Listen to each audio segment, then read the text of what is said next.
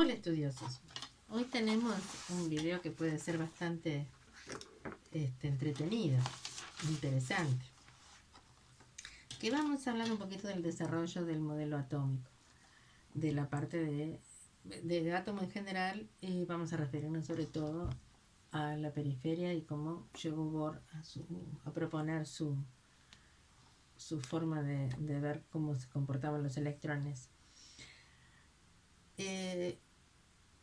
La verdad es que en el fin del 18 y principio y durante el siglo XIX hubo algunas cosas que llevaron a llamar la atención sobre cómo estaba compuesto el átomo. Eh, Nosotros ya conocemos cómo son las interpretaciones, pero la verdad es que está bueno pensar en esa época, con las pruebas que se tenían, cómo se alcanzó un nivel bastante cercano a, bueno, el comportamiento de algo que no lo podemos ver y visualizar. O sea, se pasó de un pensamiento muy concreto a uno muy abstracto, a algo que es interesante hasta ver el desarrollo. Estamos hablando de una época donde el conocimiento de unos no llegaba inmediatamente a los otros. No es como ahora que tenemos internet o que tenemos ya muchas publicaciones y enseguida nos llega la información. Pensemos en eso, en que cada uno iba poniendo un poquito de nuevas investigaciones y además se las ingeniaban para hacer con aparatos sencillos investigaciones bastante importantes y sobre todo con la interpretación. Creo que ese es un punto lindo de tener en cuenta. Si bien es cierto que quizá el trabajo no fue, hoy en día se habla mucho de trabajo colaborativo, sí hubo colaboraciones, siempre hay egos también, que bueno, que cada uno, y aparte cuando uno investiga y está como en una línea, tener razón es algo bien importante. Me parece que no está mal tener una idea de cuán grandiosos fueron en pensar soluciones y pensar en mundos infinitesimales que no alcanzábamos a ver, no alcanzaban a ver.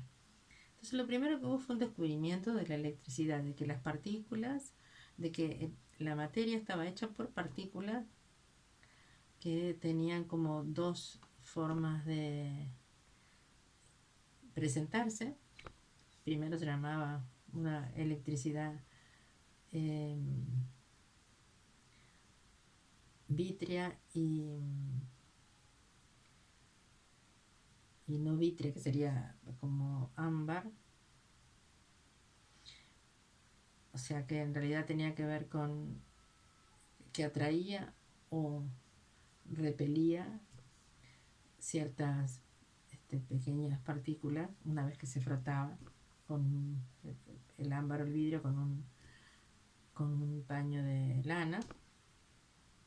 Se descubrió que bueno, había partículas que tenían como un comportamiento opuesto. En realidad, ¿saben a quién se debe que se llamen positivas y negativas, lo que hoy conocemos como cargas eléctricas? A Benjamin Franklin, que empezó a estudiar física y electricidad después de los 40 años, por 1700 y pico, o sea, estamos hablando del siglo XVIII. Me parece que está bueno pensarlo en algún momento, tener una idea de que decir, bueno, ¿a quién debemos esto? Bueno, él hizo muchos estudios, también estudios que tenían que ver con tomar esa electricidad, con relacionar esos eh, comportamientos por ejemplo, del aire en un momento de tormenta, de que hubiera rayos y relacionarlo con las partículas eléctricas que de repente se veían en un saltar, no se veían saltar las partículas, sino que una chispa o algo de un punto a otro, y lo atribuían a una diferencia de cargas eléctricas, como le llamamos hoy. Otra cosa que es bien interesante es que eso lo descubrió Faraday, las leyes de Faraday, que también esa es otra cosa linda de ver. Eh, Primero siempre, yo tenía una idea, la verdad, por cómo lo presentamos nosotros los docentes y por cómo nos lo presentaron quizá nosotros cuando éramos estudiantes y como aparecen en muchos libros las cosas, aparece como toda una parte teórica ya interpretada, ya dilucidada y luego nos dicen, bueno, esto se aplica acá, se aplica allá. Pero de hecho el conocimiento casi siempre, si no siempre, primero es experimental, es de los que lo usan, de los que por el uso y por ensayo y error encuentran ciertas características. Y después viene la parte de, bueno, ¿cómo interpretamos esto? Teóricamente, ¿qué significa? Que no lo tenemos tan claro. La verdad es que yo lo aprendí en un curso de epistemología, que la parte experimental, la parte práctica, la parte del conocimiento del que usa los objetos y el que usa las herramientas, eh, sin analizar demasiado, en general viene primero. ¿Por qué digo esto? Bueno, porque Faraday había encontrado una relación matemática entre la cantidad de corriente que pasaba a través de una cubeta para depositar, vio que se depositaba el metal puro sacado de una sal metálica, ¿verdad? Le pasaba corriente y se depositaba. Bueno, la cantidad que se depositaba guardaba una proporción con la cantidad de electricidad que recibía esa muestra. Entonces, eso empezó a llevar a la idea de que había partículas portadoras de la electricidad y que estaban además, que podía haber alguna partícula mínima, ¿verdad?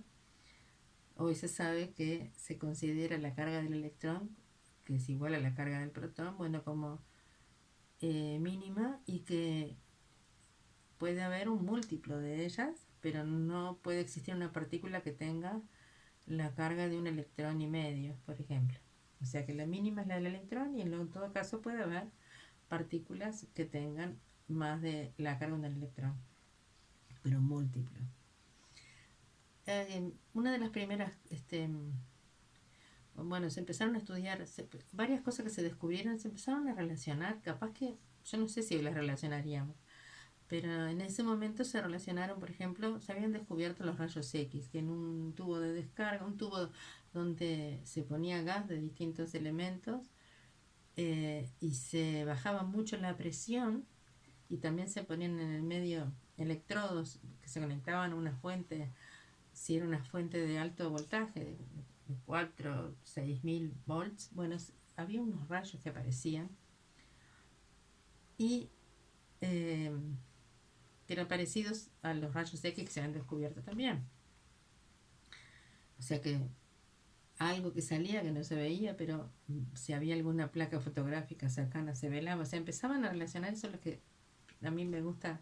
En otro video lo tengo dicho, cuando dicen, bueno, tal cosa se descubrió por casualidad, y yo digo, no, porque la persona, el que está estudiando y lo tiene en la cabeza y es capaz de ver detalles, y es capaz de ver diferencias o similitudes, no está bueno que le digan que fue por casualidad. Quizás no es lo que estaba buscando, pero fue capaz de ver lo que había encontrado. Entonces eso yo creo que no es justo decir que es por casualidad. Bueno, así que tenemos que la materia tiene cargas, que esa carga está eh, cuantizada en definitiva, porque no es continua, sino que son partículas. Luego, que cuando hay interacción de la electricidad con la materia, se generan esas partículas, se pueden separar. Y entonces, miren ahí la inventiva también. Había unos rayos que lograban entonces esos tubos de descarga de gas, se llaman así. Por ejemplo, ¿cómo puedo saber si son partículas o no? Entonces le ponían como unos objetos eh, y veían que hacían sombra, ¿verdad? En la zona donde se reflejaba.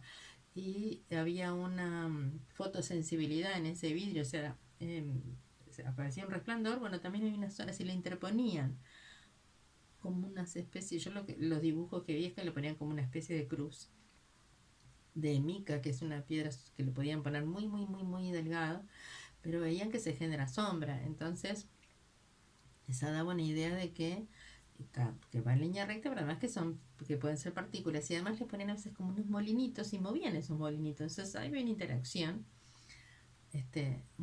bastante interesante. ¿Qué hacían después? Empezaron a poner campos eléctricos, un par de placas, ¿sí? Sabían cómo generar un campo eléctrico, bueno, y veían que se deflectaba. ¿Qué quiere decir? Deflectaba, no deflectaba, deflectaba, o sea que el rayo no seguía su trayectoria rectilínea, sino que se movía.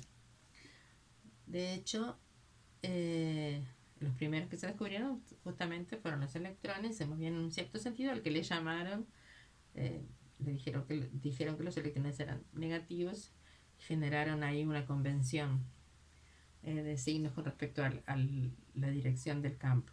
También se puso un campo magnético, lo cual permitió calcular la relación entre la carga y la masa de las partículas de dos maneras, y entonces se corroboró. Eh, ¿Qué otra cosa interesante? Bueno, en principio se sabía que se empezó a comprender la naturaleza, después se descubrieron los rayos, o sea, esos eran los rayos catódicos, ¿sí? Con cargas negativas. Se descubrieron los rayos canales, que en realidad son eh, cuando son de cargas positivas. Y J. J. Thomson, ¿sí? Planteó, porque toda la materia se lo puede arrancar, digamos, se le puede modificar y llegar a sacar sus cargas, pero en realidad no está todo electrificado. Entonces dijo, bueno, lo que puede pasar acá es que la cantidad, tomando como que la materia es discontinua y está formada por unas partículas mínimas, dentro de esa tiene que haber compensación de cargas positivas y negativas, que capaz que las ponemos en un campo eléctrico con una diferencia potencial muy grande y haya pocos obstáculos, que por eso era a baja presión que ponían el gas, bueno, esas partículas se pueden desprender en condiciones como que las obligamos a moverse. ¿Sí? Si son eléctricas, les generamos un campo eléctrico, una diferencia de potencial eléctrico bien grande y se mueven. Pero si no, en condiciones, eh, no quiero decir ni normal ni estándar, porque eso quiere decir valores específicos de la temperatura y también normal sería también de la presión. Pero en condiciones cotidianas, por decirlo de una manera, eh, las partículas positivas y negativas están compensadas dentro de ese átomo, que ya no es átomo, porque átomo quiere decir indivisible, ¿sí? Cuando hay un libro en varios tomos, quiere decir que está dividido, así que si algo es átomo, quiere decir que no se puede dividir. Eso es lo que pensó Dalton en su primera proyección de cómo serían las partículas mínimas que compusieran la materia, que formarán la materia.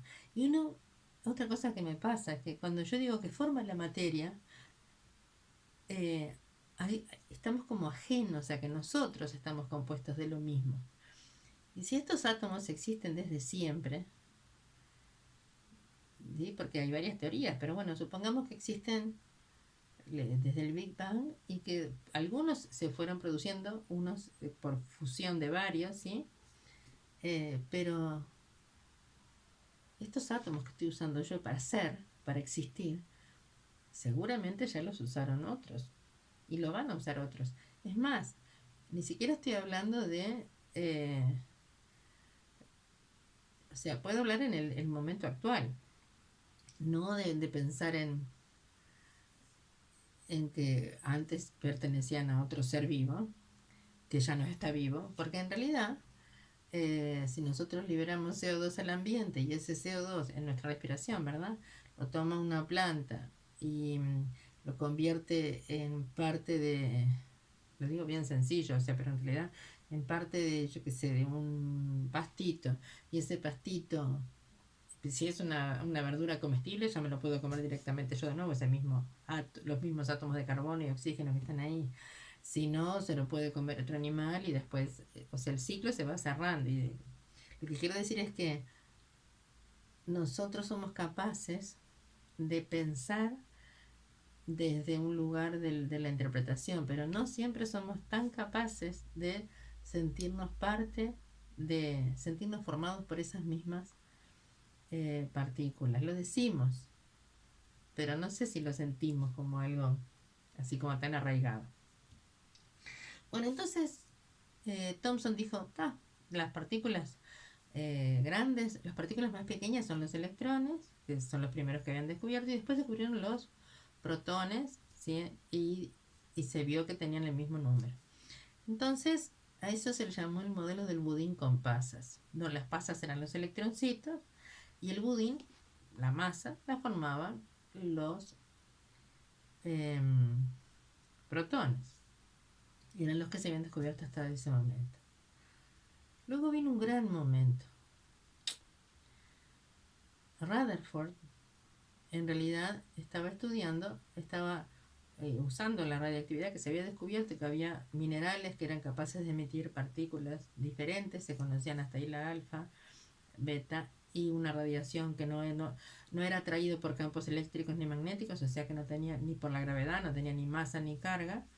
Las otras dos sí, la alfa se sabía que eran partículas grandes, de masa importante, carga más 2, y las partículas beta eran similares a los electrones, o sea, son electrones, las beta, los que hoy conocemos como beta menos. Entonces,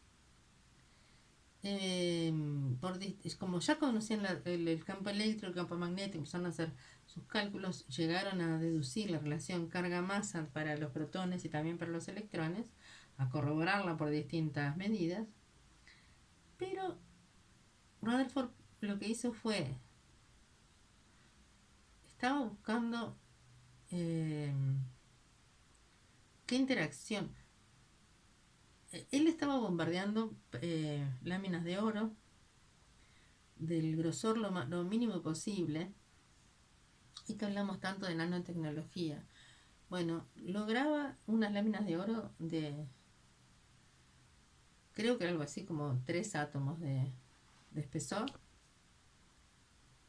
o sea, muy, muy delgadas, y ponía un emisor alfa, y luego ponía a su alrededor, un emisor alfa es, por ejemplo, una piedra de radio o de uranio, sales de uranio, ¿sí? Alrededor, una pantalla que fuera capaz de emitir, si no me equivoco, es sulfuro de zinc, emite una pequeña lucecita cuando le llega una partícula. Entonces, imagínense un emisor alfa, y ¿el que esperaba ver? Esperaba ver que, bueno, si existía, como decía Thomson, partículas positivas y negativas, y las alfa eran positivas más 2 y grandes, debía haber alguna interacción que se pudiera medir en cuanto, bueno, cuánto se desviaba estas partículas. Como siempre, no solamente el jefe de cátedra, porque está en una universidad en Inglaterra, ¿verdad? El jefe de cátedra es el que hace la investigación. A veces tiene también sus estudiantes, sus ayudantes, como eran Geiger y Madsen, creo que era el otro, que estaban con él.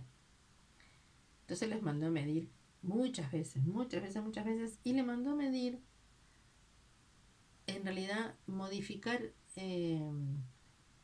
poner la sustancia que era capaz de emitir luz cuando recibía una partícula, todo alrededor, no solamente detrás de la lámina. ¿Y qué encontró? ¿Qué encontraron? Primero pensaron que no era, que era un error. Luego se dieron cuenta de que sí, de que existían algunas interacciones de las partículas alfa con la lámina de oro que, como lo describían, como lo describía Rutherford, era, bueno, yo encontré como que si un tren pudiera ser detenido por un papel, porque la partícula alfa tiene un tamaño tal, ¿verdad? Que rebotara de alguna forma hasta 180 grados por unas partículas mucho más pequeñas que eran los átomos de oro, que serían las partículas positivas de los átomos de oro, que no tenían mucho sentido. Y entonces, ¿qué se le ocurrió?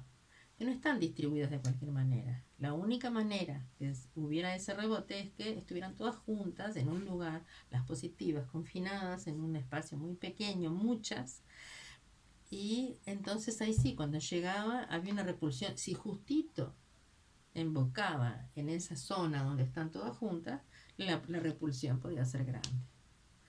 Pero si no estaba justito orientada hacia esa zona, bueno, entonces podía haber unas pequeñas interacciones que hicieran una desviación de la trayectoria inicial, pero no tanto como era. Entonces pensó y dijo, bueno, lo que pasa es que no sé inspirado en qué, digo, porque esa parte no la encontré, he buscado un poco. Pero dijo, bueno, en realidad lo que pasa es que el átomo tiene una zona positiva en un espacio muy reducido y por lo tanto hay grandes fuerzas de repulsión cuando aparece otra partícula positiva, y eso se le llamó núcleo. Y él no se preocupó mucho sabía que había un espacio, por justamente como él pudo medir cuál era el radio de esa zona para que hubiera esa interacción tan fuerte, y le daba como que era como 10.000 veces más pequeño el núcleo con respecto a toda la partícula que sería el átomo, y pensó que era como una especie de vacío donde estaban los electrones, no le importó haciendo qué. Luego apareció Bohr, ¿sí? Si yo no me equivoco, Bohr era príncipe, era un príncipe danés que le gustaba la ciencia. En cambio, Rutherford era una persona como más rústica, también obviamente era científico. En cambio, Bohr venía de otro, de otra facilidad en la vida y estaba embebido en varias teorías que habían surgido. Una de ellas, porque él pensaba, bueno, a ver, primero lo pensó como una especie de mini sistema solar. Si el electrón está girando alrededor del núcleo, como se pensaba en un principio, como una especie de eso, como les decía, un mini sistema solar, ¿cómo es que si es negativo no cae al núcleo y entonces colapsa el átomo y toda la materia? Y ahora se le ocurrió que hay ciertos estados energéticos permitidos alrededor del núcleo, y que mientras el electrón esté en esos estados permitidos, cuanto más cerca del núcleo, un estado de menor energía, cuanto más lejos uno de mayor energía, entonces no pierde energía. ¿Por qué? Porque lo que aplicó fue un concepto de... eh, aplicó dos conceptos. Uno de Planck, que habló de que la energía está cuantizada, ¿verdad? Porque la radiación del cuerpo negro, un cuerpo calentado, de, hasta que se pone al rojo y a un blanco, debería tener un espectro totalmente continuo. Sin embargo, según el elemento que se estuviera al que se le estuviera dando energía, existen espectros específicos, ¿sí? O sea, radiaciones de longitud de onda específica. Eso por un lado. Por otro lado estaba la interpretación de Louis de Broglie, de que la materia no solamente es masa, sino que también se puede comportar como energía, es decir, como ondas. Y entonces asoció esas ideas. Y a de Broglie lo apoyó también un experimento de Davison y Germer, que lo que hicieron fue hacer difracción con un haz de electrones y vieron que se comportaba como si difractáramos un haz de luz. Entonces esa relación onda-partícula, que después está la relación de Einstein de energía es igual a masa por la velocidad de la luz al cuadrado. E es igual a mc cuadrado. Y ahí, obviamente, esa dualidad onda-partícula o esa interpretación de la materia, que energía y masa son como dos caras de la misma moneda en ciertas este, comprobables en ciertas reacciones como las nucleares. Todo eso fue como fin del siglo XIX, principio del XX. Y a mí me gustaría mostrarles algo que es, bueno, qué se sabía y qué ecuaciones fue usando Bohr para determinar el radio y los saltos de energía entre un nivel de energía y el siguiente. Y el siguiente. Él decía que bueno, que hay un mínimo de energía que tienen los electrones que están cercanos al... Vamos hablando del hidrógeno en principio, que es el átomo que realmente Bohr estudió y obtuvo los mejores resultados teóricos apoyando la experiencia. Entonces, si el electrón no pierde energía, ¿sí? No pierde energía en su movimiento, él decía, bueno, ¿qué sería esta relación? La masa, la velocidad y el radio del electrón cuando está en una órbita permitida sería igual a un múltiplo de la constante de Planck. Esta constante es la que había encontrado Planck, ¿sí? De el comportamiento, por ejemplo, si la longitud de onda dijimos de una onda electromagnética que tenía que ver, por ejemplo, con un espectro, es esta constante por la velocidad de la luz. Estoy diciendo, la energía de esa onda electromagnética constante sobre velocidad de la luz, por velocidad de la luz sobre lambda. O lo que es lo mismo, la constante por la frecuencia. Si esto es la energía, es una constante. Esta constante vale 6,63 por 10 a la menos 34 joules segundo. No se lee joule por segundo, se lee joule segundo. Y en realidad, si es algo circular, es decir, en realidad es múltiplo de este valor, donde H no sería un cuanto de energía, ¿sí? Entonces, también se conoce como la constante, se conoce como la constante de Planck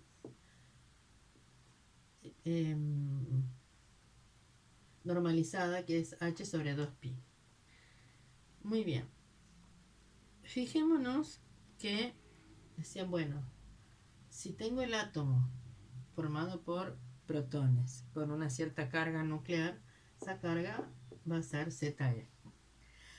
El núcleo atrae al electrón, ¿sí? Z es el número atómico, ¿verdad? El electrón tiene una carga también E. Entonces yo puedo decir que la carga nuclear, del átomo, lo puedo expresar como Z por E al cuadrado. Para el hidrógeno esto vale 1, ¿sí? Pero en realidad esto es más general, es una ecuación más general. Si existen cargas que se atraen por fuerza de Coulomb a una cierta distancia, considerando este radio el mismo que ¿sí? Este es el movimiento, esta es la cantidad de movimiento angular del electrón, ¿sí? Esto es cantidad de movimiento angular.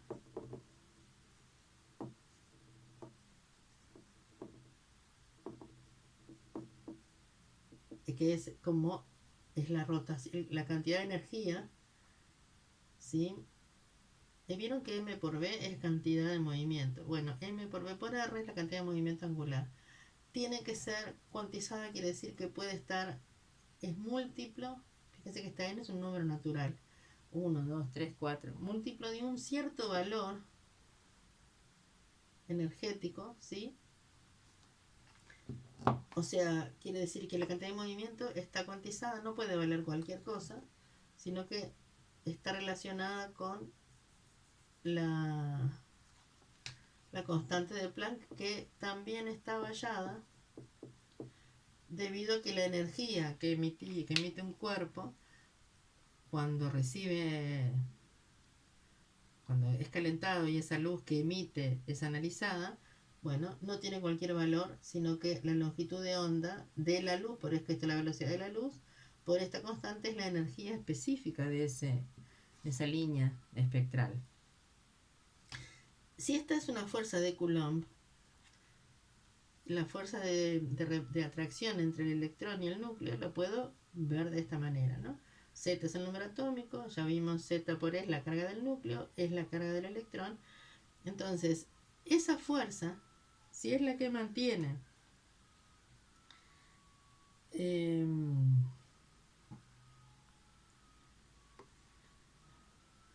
la fuerza eléctrica va a ser equivalente a la fuerza que hace moverse al electrón, que es la fuerza centrípeta. Entonces va a ser mv cuadrado sobre r,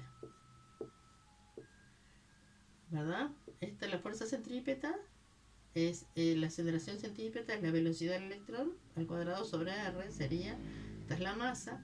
Bueno, fíjense que acá ya me quedó una relación mv cuadrado igual z e cuadrado sobre r.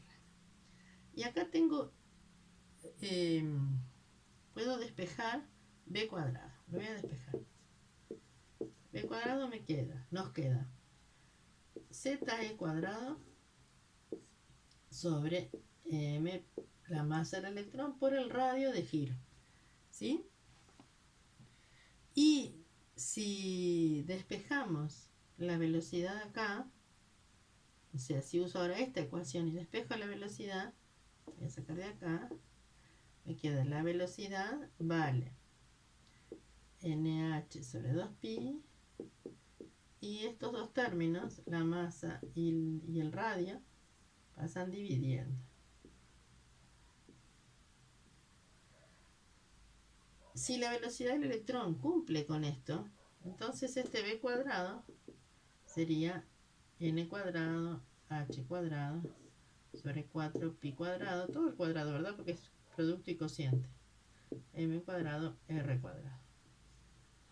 Entonces este término y si la velocidad de ese movimiento orbital del electrón alrededor del núcleo está determinado por esta fuerza eléctrica y a su vez el resultado de su movimiento centrípeto, o sea, un movimiento circular alrededor en el que no está perdiendo energía, podríamos igualar estas dos y decir, bueno, muy bien, z e cuadrado sobre m por r, la velocidad cuadrada, lo puedo despejar, lo puedo igualar a esta forma de visualizarlo.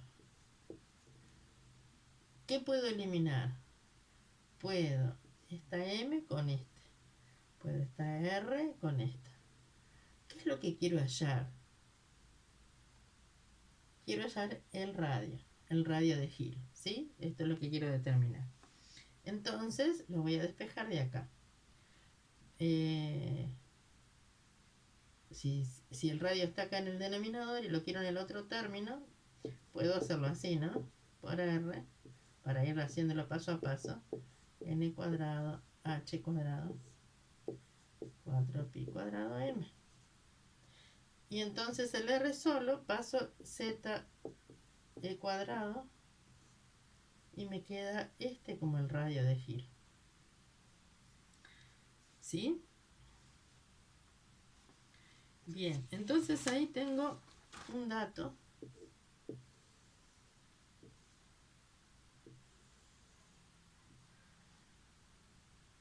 Fíjense que yo no puedo medir el radio de giro con un instrumento, pero para el nivel 1 esta es una constante, si esto es un 1, esto es constante. La masa y la carga ya las tenían determinado, porque dijimos hoy que la relación carga-masa lo determinaban poniéndole campos eléctricos y magnéticos.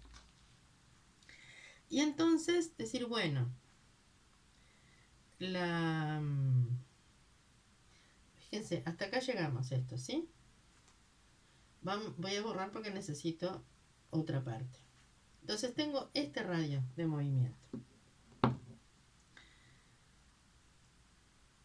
La energía eléctrica, ¿sí? El trabajo eléctrico, lo puedo calcular como potencial por carga, diferencia potencial por la carga. O lo que es lo mismo, em,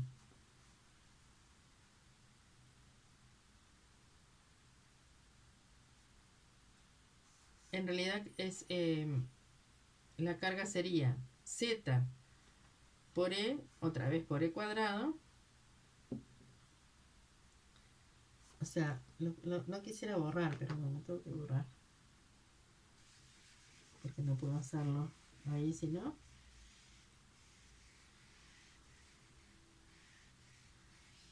La energía de mover una carga de un punto a otro, el trabajo eléctrico o la energía, sería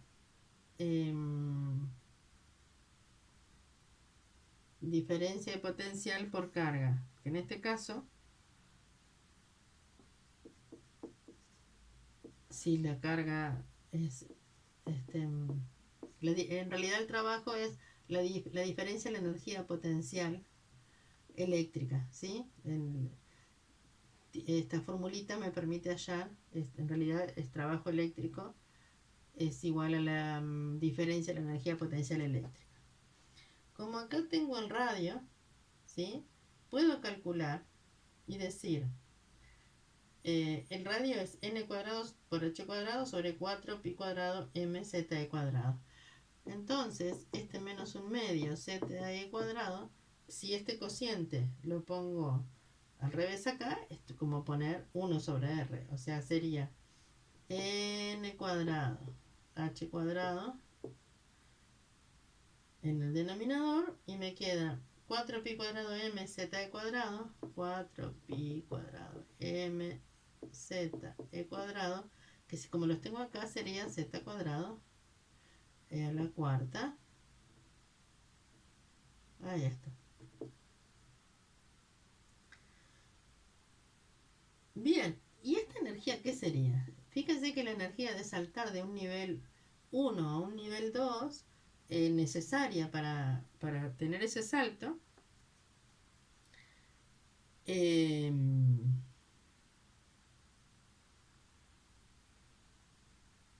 ah, me faltó este con este. Así que acá me queda un 2, o sea, la energía me queda, lo podría calcular como menos 2, acá, ¿no? Pi cuadrado por m por z cuadrado por e a la cuarta dividido h cuadrado y voy a poner 1 sobre n cuadrado.